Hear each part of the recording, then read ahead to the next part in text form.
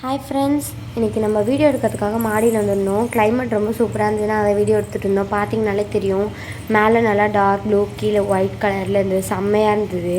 கனவே உனை வந்து சேர நான் இங்க வரம் ஒன்று கேட்டு என் மரணம் நெருங்கிடும் போதும்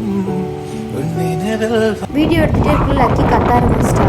ஏன்னு பார்த்தீங்கன்னா, அவங்க மேலே பருந்துங்களாக சுற்றிட்டு இருந்தது. அவள் விடவே இல்லை. நீ ஏன் வர, இங்கே ஏன் வரன்ற மாதிரி அந்த பருந்து பார்த்து குலைச்சிக்கிட்டே இருந்தா.